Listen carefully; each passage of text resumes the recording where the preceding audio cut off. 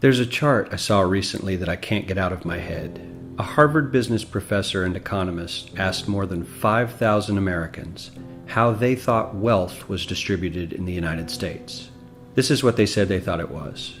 Dividing the country into 5 rough groups of the top, bottom, and middle 3 20% groups, they asked people how they thought the wealth in this country was divided. Then he asked them what they thought was the ideal distribution, and 92%, that's at least 9 out of 10 of them, said it should be more like this. In other words, more equitable than they think it is. Now that fact is telling, admittedly, the notion that most Americans know that the system is already skewed unfairly.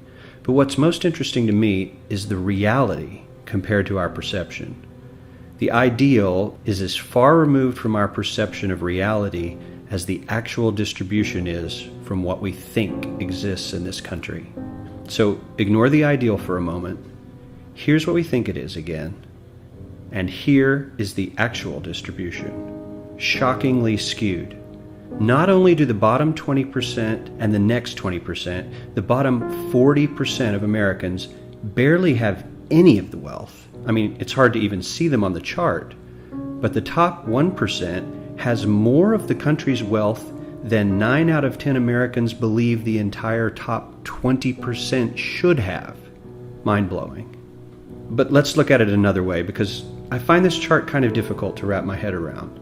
Instead, let's reduce the 311 million Americans to just a representative 100 people. Make it simple.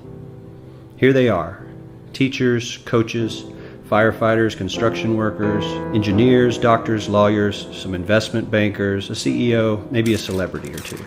Now let's line them up according to their wealth. Poorest people on the left, wealthiest on the right, just a steady row of folks based on their net worth. We'll color code them like we did before based on which 20% quintile they fall into.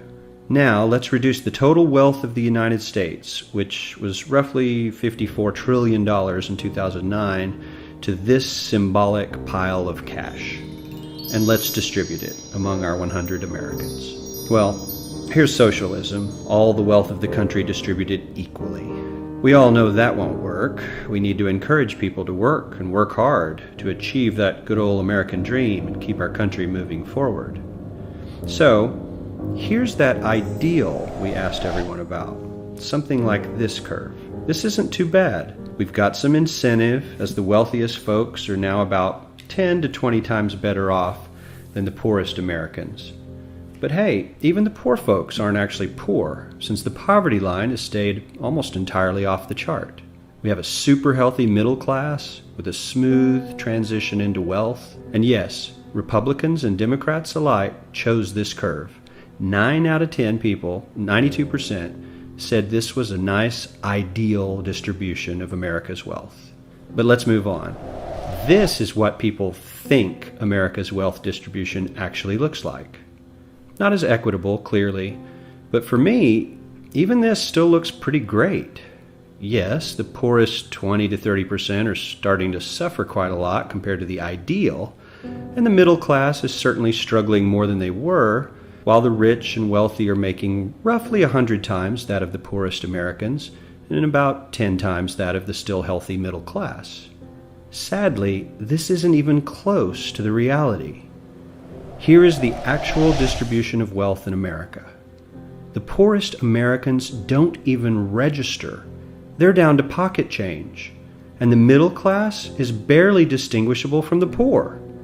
In fact, even the rich between the top 10 and 20 percentile are worse off. Only the top 10% are better off. And how much better off?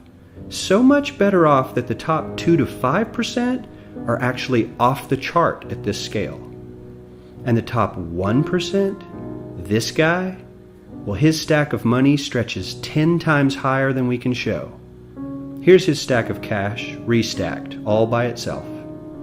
This is the top 1% we've been hearing so much about. So much green in his pockets that I have to give him a whole new column of his own, because he won't fit on my chart. 1% of America has 40% of all the nation's wealth. The bottom 80%, 8 out of every 10 people, or 80 out of these 100, only has 7% between them. And this has only gotten worse in the last 20 to 30 years. While the richest 1% take home almost a quarter of the national income today, in 1976 they took home only 9%, meaning their share of income has nearly tripled in the last 30 years.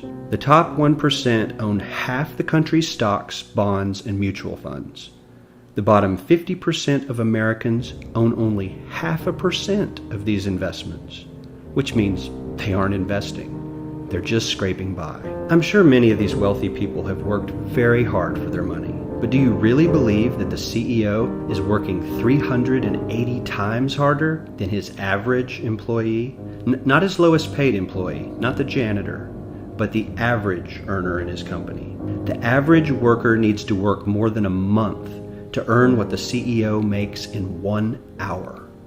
We certainly don't have to go all the way to socialism to find something that is fair for hardworking Americans. We don't even have to achieve what most of us consider might be ideal. All we need to do is wake up and realize that the reality in this country is not at all what we think it is.